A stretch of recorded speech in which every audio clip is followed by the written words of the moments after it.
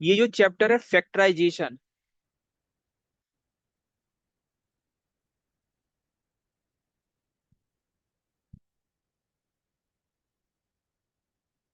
ये हमें eighth class में भी पढ़ना है, नाइन्थ क्लास में भी पढ़ना है, इवन टेंथ में भी पढ़ना है। ठीक है, तो जो भी कुछ पढ़ोगे उसका यूज होगा नाइन्थ क्लास में, नाइन्थ में जो भी पढ़ोगे उसका यूज होगा टेंथ क्लास में। और वेरी वेरी इंपॉर्टेंट चैप्टर है, बहुत सारे इक्वेशंस को सॉल्व कर सकते हैं फैक्टराइज करके। फिलहाल अभी हम लीनियर इक्वेशन को सॉल्व करना जानते हैं, इजंट इट, और सिंपल इक्वेशन को हम सॉल्व करना जानते हैं। एक टर्म आता है फैक्टर, ये तो वेल नोन टर्म है, फैक्टर। सपोज दैट हमें अगर 24 का फैक्टर्स लिखना है, factors of any number are the numbers which can divide the given number completely, isn't it? Factors of any number are the numbers which can divide the given numbers completely. So what are the factors of 24? 1, 1, 2, 3, 4, 4, और 6, 6, 8, 8, 12, 12, 24। सो factors समझ में आ रहा है।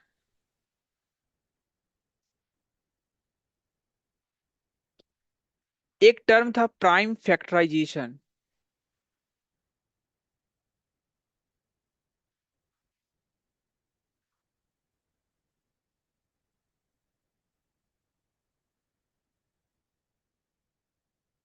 Prime factorization, prime factorization में हम क्या कर रहे थे? सपोज दैट हमें 24 को प्राइम फैक्टराइज करना है, 24 को हमें क्या करना है? प्राइम फैक्टराइज करना है। तो हम क्या लिख रहे थे? 2 इंटू 2 इंटू 3, यही कर रहे थे ना? सो यहाँ पर भी हम बेसिकली क्या कर रहे हैं? फैक्टराइज ही कर रहे हैं। यहाँ पर भी हम क्या कर रहे हैं? फैक्टराइज ही कर रहे हैं। सो नंबर्स को फैक्टराइज करने का मतलब क्या? प्राइम फैक्टराइज करने का मतलब क्या? उस गिवन नंबर्स को उसके प्राइम फैक्टर्स के प्रोडक्ट के फॉर्म में एक्सप्रेस करना, इजंट इट? सी, 24 को तो हम ऐसे भी लिख सकते हैं, 4 इंटू 6, 3 इंटू 8, 2 इंटू 12। सो 24 को हमने फैक्टराइज कर दिया, 4 इंटू 6, फैक्टराइज कर दिया 3 इंटू 8। सिंपली अगर फैक्टराइज करना है, फैक्टराइज करना मीन्स उसके फैक्टर के प्रोडक्ट के फॉर्म में एक्सप्रेस करना, दैट्स ऑल। 24 को हमने क्या किया? इसके फैक्टर के प्रोडक्ट के फॉर्म में हमने एक्सप्रेस कर दिया। 6 भी फैक्टर है, 4 भी फैक्टर है, सो उसके प्रोडक्ट के फॉर्म में हमने एक्सप्रेस कर दिया। इस केस में भी हम क्या कर रहे हैं? इसके फैक्टर के प्रोडक्ट के फॉर्म में हम एक्सप्रेस कर रहे हैं। बट इसको हम प्राइम फैक्टराइजेशन क्यों बोल रहे हैं? क्योंकि उसको प्राइम फैक्टर्स के प्रोडक्ट के फॉर्म में हम एक्सप्रेस कर रहे हैं। whereas इन दिस केस ये सब प्राइम फैक्टर्स तो नहीं है ना। सो अभी जो हम फैक्टराइजेशन सीखने वाले हैं, सो फैक्टराइजेशन का मीनिंग तो कुछ समझ में आ रहा है ना? उसके फैक्टर के प्रोडक्ट के फॉर्म में एक्सप्रेस करना। Factorising any number means expressing the number as the product of its factors, right? Similarly, algebraic expression के केस में फैक्टराइजेशन का मतलब क्या है? सपोज दैट कोई भी एल्जेब्रिक एक्सप्रेशन दिया हुआ है, ए एक्स स्क्वायर और क्यूबिक एक्सप्रेशन ले लेते हैं। ए एक्स क्यूब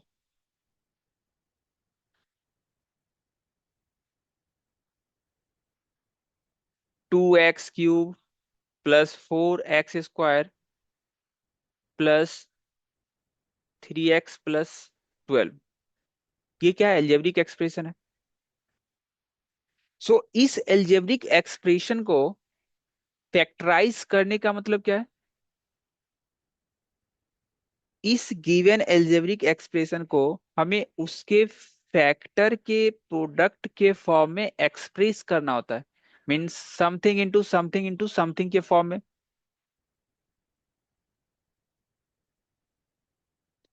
फॉर एग्जाम्पल किसी भी एक्सप्रेशन को अगर हम इस फॉर्मेट में लिख पा रहे हैं x+2 इंटू x-2, तो ये क्या है?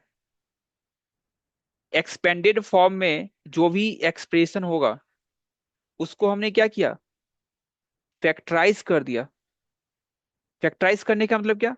उसके फैक्टर के प्रोडक्ट के फॉर्म में हमने एक्सप्रेस कर दिया। और फैक्टर के प्रोडक्ट के फॉर्म में एक्सप्रेस करने का मतलब क्या?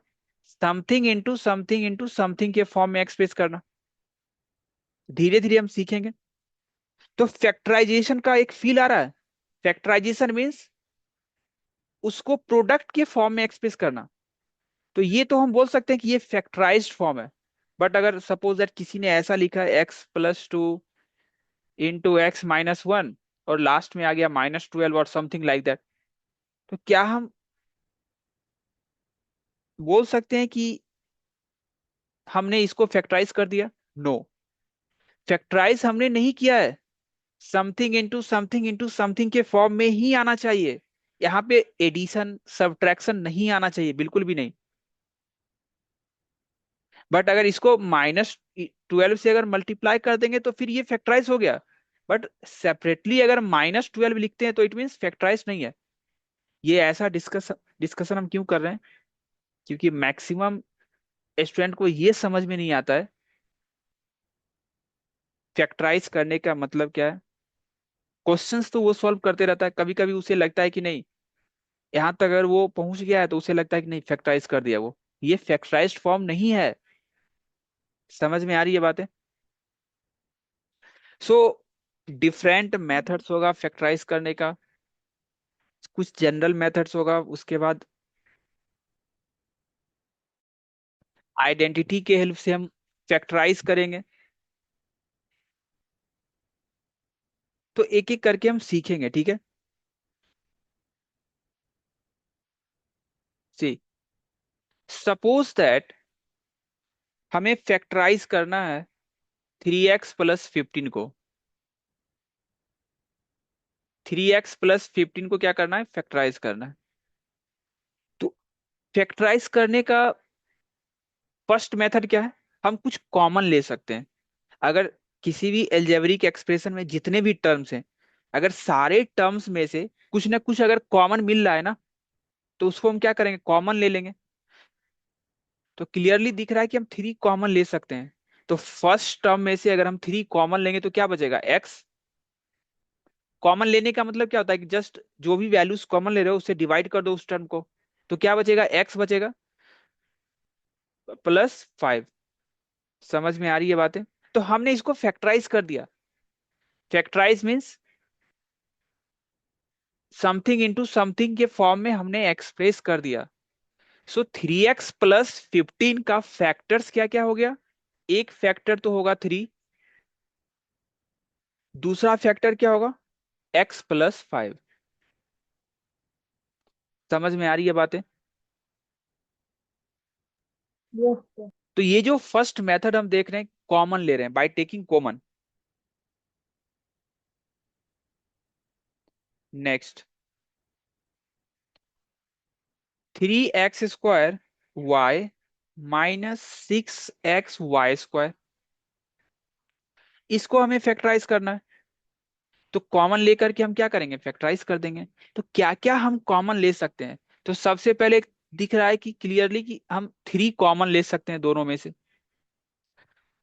उसके बाद x भी कॉमन ले सकते हैं क्योंकि दोनों में x है। x का जो हाईएस्ट पावर है दोनों में वो कॉमन ले लो। वाई भी कॉमन ले सकते हैं। सो 3xy कॉमन लेंगे तो क्या बचेगा? So we are left with x, isn't it, -2y। तो हमने क्या किया, इसको समथिंग इंटू समथिंग के फॉर्म में एक्सप्रेस कर दिया।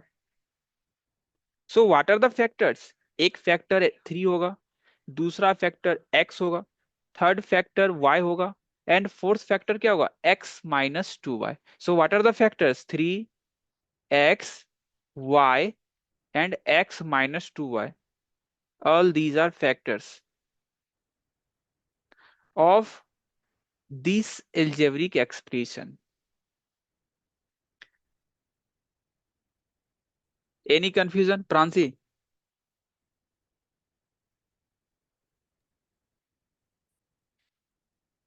Next,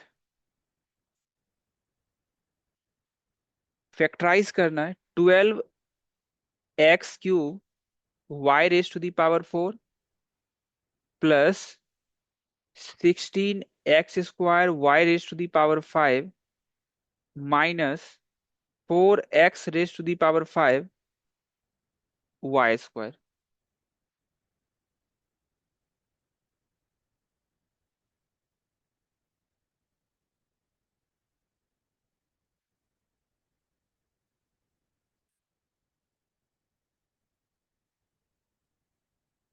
तो हम क्या करेंगे, तीनों में से कॉमन लेंगे। तो सबसे पहले हम देखते हैं कि न्यूमेरिकल वैल्यूज में हाईएस्ट कितना कॉमन ले सकते हैं, या फिर ये सोच सकते हो हाईएस्ट कॉमन फैक्टर। ये जो न्यूमेरिकल वैल्यूज है ना, दैट इज कॉफिशिएंट। कॉफिशिएंट का एचसीएफ कैलकुलेट कर लो। तो 12, 16, 4 का एचसीएफ कितना होगा? 4 ही हो जाएगा ना। तो 4 कॉमन ले सकते हैं। अगेन x² कॉमन ले सकते हैं। x³ x² तो तीनों टर्म्स में से कॉमन क्या ले सकते हैं हम? x²। एंड y² भी कॉमन ले सकते हैं। सो फर्स्ट टर्म में अगर 4x² y² कॉमन लेंगे तो क्या बचेगा? न्यूमेरिकल कॉफिशिएंट कितना होगा? 3। x³ है ना, x² हमने कॉमन लिया तो एक x बचेगा। y⁴ है ना, हमने y² कॉमन लिया तो अभी भी y² बचेगा। Any confusion?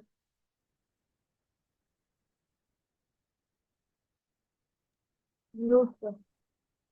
ओके। सेकेंड में 4 कॉमन लिए तो 4 बचेगा ना, तभी तो 4 4 जा 16 होगा। x² हमने कॉमन ले लिया तो x नहीं आएगा इसमें।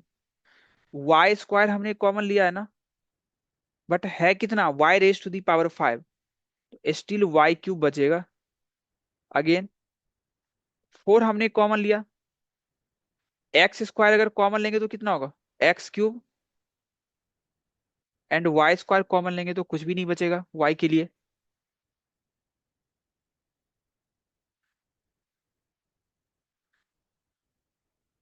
यही हमारा क्या होगा? आंसर हो जाएगा। सो 4x² y² इंटू 3y²x, जैसे लिखना है लिख लो, plus 4y³ -x³। So what are the factors? एक फैक्टर तो ये हो गया न्यूमेरिकल फैक्टर। नेक्स्ट क्या हो जाएगा? x², नेक्स्ट y², एंड ये भी तो इसका फैक्टर है ना, क्योंकि प्रोडक्ट के फॉर्म में।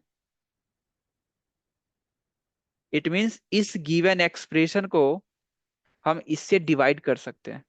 फैक्टर किसको बोलते हैं? जो उसको डिवाइड कर सकता है। क्लियर है? तो ये ट्राई करो।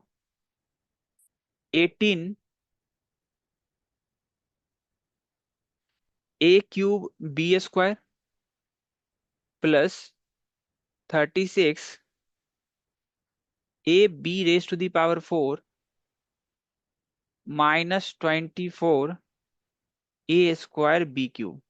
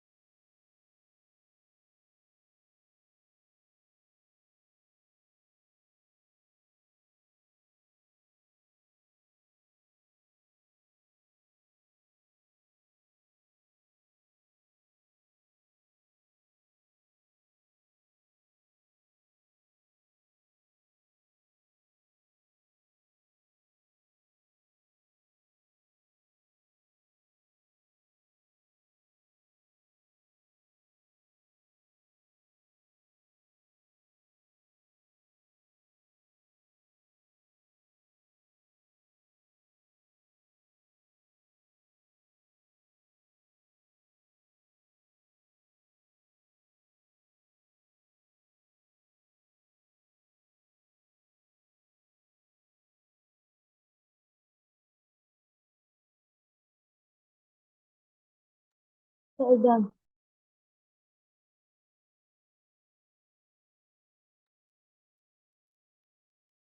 क्या आ जाएगा बताओ? कॉमन क्या सर लिख सकते हैं? 6 ए ए की पावर 1 और बी बी की स्क्वायर। पावर 2, सो ये कितना आ जाएगा? 3 3 A A square square plus 6 six B B square square minus minus 4 A B. A B. Very good. सही है।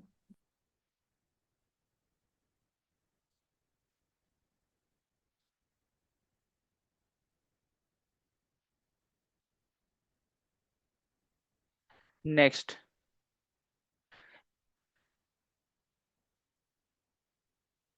7 into 2x + 5 plus 3 into 2x + 5।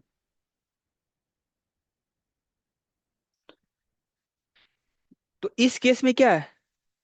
Binomial expression common ले सकते हैं, इजंट इट? 2x + 5, 2x + 5 दोनों टर्म्स में क्या है? 2x + 5 है ना। तो 2x + 5 कॉमन ले लेंगे। 2x + 5 अगर कॉमन लेंगे तो क्या बचेगा यहाँ पर? 7 + 3। सो ये कितना हो जाएगा? 2x + 5 × 10।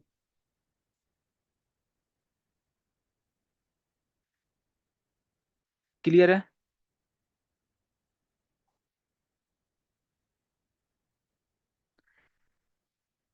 Suppose that x, question दिया हुआ है 8 × 5x + 9y whole square plus 12 ×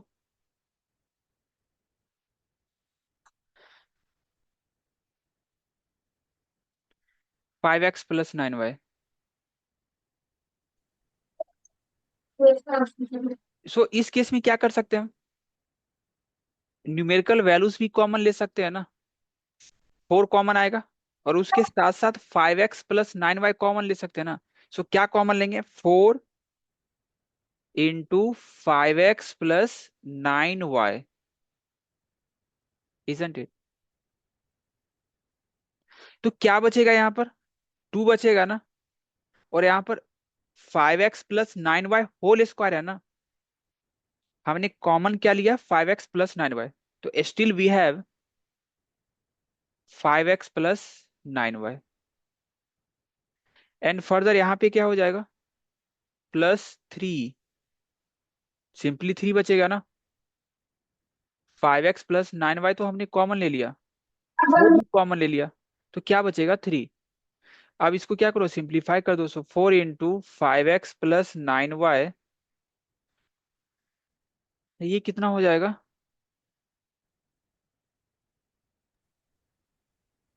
10 10x plus 18y +18y +3।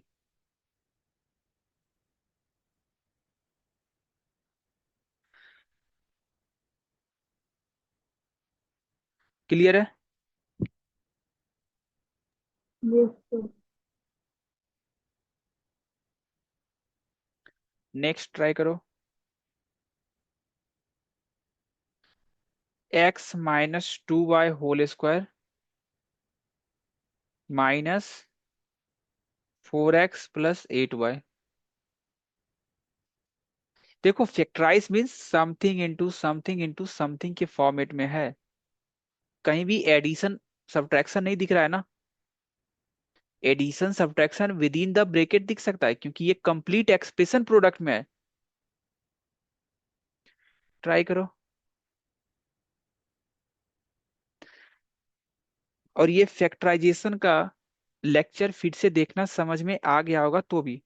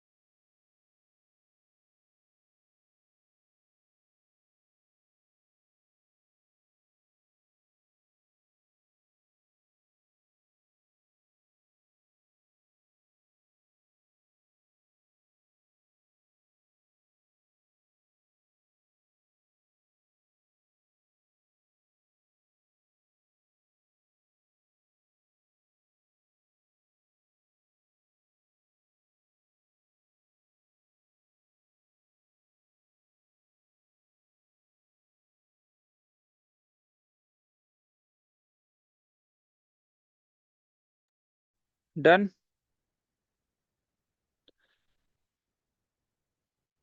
क्या कॉमन ले सकते हैं इसी? x-2y whole square.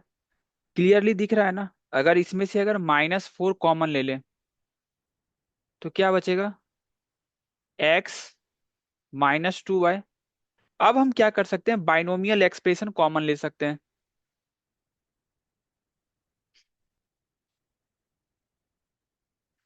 सो x-2y कॉमन ले लो, तो यहां पर क्या बचेगा? x-2y -4। क्लियर है?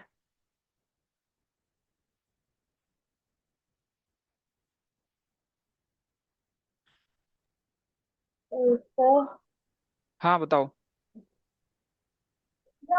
ये x-2y-4 कैसा है?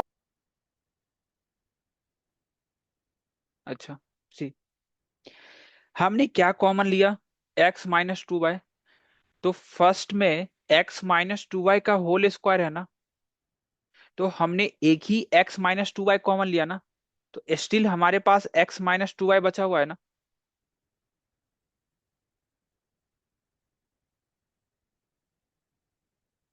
नहीं समझ में आ रहा है? सर लेकिन -4 तो मल्टीप्लाई में था ना। ओके, सी,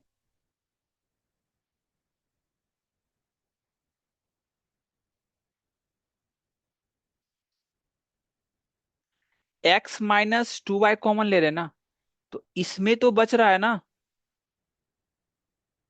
x-2, यहां से हमें बच रहा है ना x माइनस, एक और ब्रैकेट मुझे यूज करने दो, x-2y। यहां पर बच रहा है ना x-2y। हमने x-2y कॉमन लिया, तो अभी भी तो x-2y बचा हुआ है ना, क्योंकि ये क्या है, x-2y into x-2y। Whole square means यही होता है ना, x-2y इंटू x-2y। तो हमने x-2y कॉमन लिया है, तो अभी भी तो x-2y बचा हुआ है ना। और यहाँ पे क्या बचेगा? x-2y हमने कॉमन ले लिया, तो यहाँ पे क्या बचेगा? 4 बचेगा ना, -4। नहीं समझ में आया? सर अब आगे। अभी भी अगर कंफ्यूजन है तो ऐसे सोचो इसको, x-2y को, x-2y को p बोल दो, ठीक है? तो अब ये जो एक्सप्रेशन है इसको क्या लिख सकते हैं हम? p² -4p लिख सकते हैं ना। अब अगर हम p कॉमन लेंगे तो अभी तो p बचा हुआ है ना, p-4। अब p की वैल्यूज पुट कर दो तो क्या एग्जैक्टली हमें यही आएगा, मिलेगा। एक्चुअल में p² है तो p कॉमन लेने से दिख रहा है कि p है, बट यहाँ पर थोड़ा सा तुम्हें प्रॉब्लम हो रहा है कि x-2y होल स्क्वायर है ना, तो x-2y हमने कॉमन लिया, तो अभी भी तो x-2y बचा हुआ है ना। तो फर्स्ट टर्म में हमने x-2y कॉमन लिया, तो x-2y अभी भी बचा हुआ है। और भी कंफ्यूजन है तो कैसे? इसको डिवाइड कर दो, x-2y हमने कॉमन लिया तो डिवाइड कर देंगे तो x-2y बचेगा ना। और इसको जब x-2y से डिवाइड करेंगे तो 4 बचेगा ना। अब इसको फर्दर एक्सपेंड कर दो, x-2y -4। अभी भी कंफ्यूजन है क्या? No sir. Next,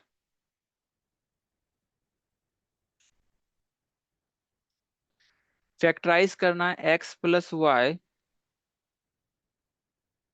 2x+3y -x+y x+1। Factorise करो।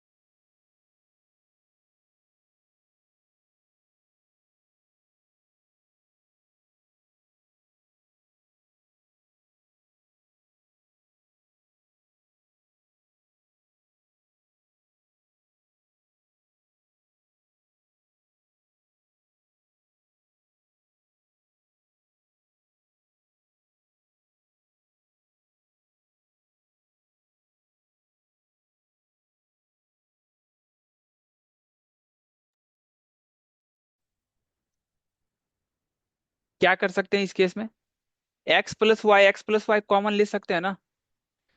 सो एक्स प्लस वाई कॉमन लेंगे। सो हमारे पास क्या बचेगा, 2x + 3y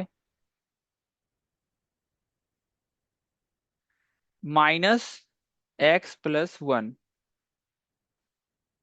सो x + y, अब इसको एक्सपेंड कर दो, 2x + 3y -x - 1। सो x + y × 2x सिंप्लीफाई करके लिखेंगे ना। सो ये कितना आ जाएगा, 2x - 1, x + 3y -1। क्लियर है। Yes.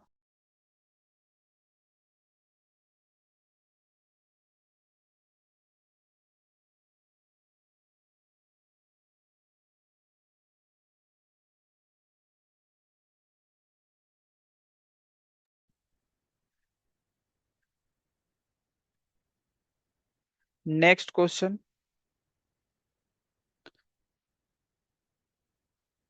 -4 × x - 2y² +8 x - 2y। Try करो।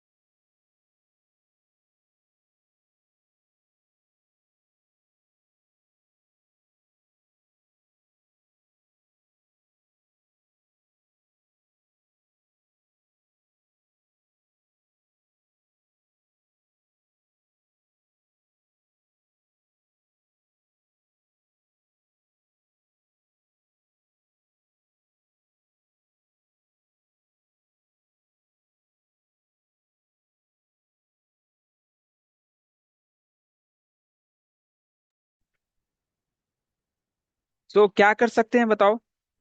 सी, x - 2y तो कॉमन ले ही सकते हैं ना। एंड फर्दर 4 भी कॉमन ले सकते हैं। सो 4 × x - 2y हम कॉमन ले रहे हैं,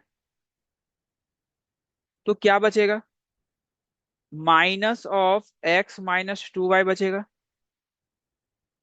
+2 बचेगा ना। सो ये कितना हो जाएगा, 4 × x - 2y -x +2y +2।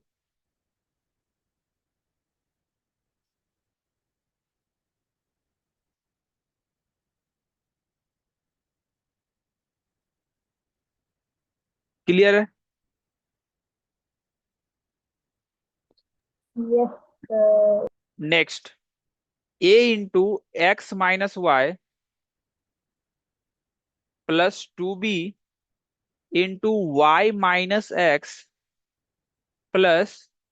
c × x - y²।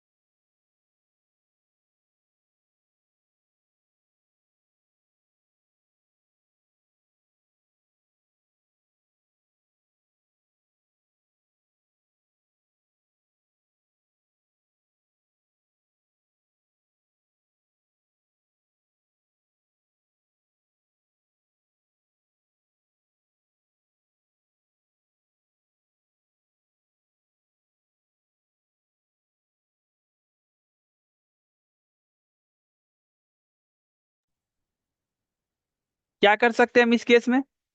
X minus Y, X minus Y common ले सकते हैं ना। A into X minus Y, थोड़ा सा -1 पहले कॉमन ले लो। So -2b into X minus Y plus C into X minus Y whole square. अब क्या कर सकते हैं, एक्स माइनस वाई कॉमन ले सकते हैं। सो एक्स माइनस वाई कॉमन लेंगे तो क्या बचेगा यहाँ पर? ए। यहाँ पर क्या बचेगा? -2b। और यहाँ पे क्या बचेगा? C into X minus Y. So X minus Y, a -2b plus C X minus C Y. Clear है? Any confusion? Yes sir. No sir. अच्छी तरह से रिवाइज करके आना। कल हम फैक्टराइजेशन सीखेंगे आइडेंटिटी से रिलेटेड। एंड आयुष, तुम क्लास कल ज्वाइन करोगे 6 PM पे, ठीक है? ये भी कंटिन्यू ओके। कर सकते हो बट उस वक्त ज्वाइन कर लेना, ठीक है? Okay, bye. सर आप क्या कह रहे हो, 6 PM ज्वाइन करने कल? आयुष को करना है, तुम्हें नहीं। और और हमें 8 o'clock ही करना है ना? हाँ, तुम्हारी टाइमिंग वही है। Okay sir.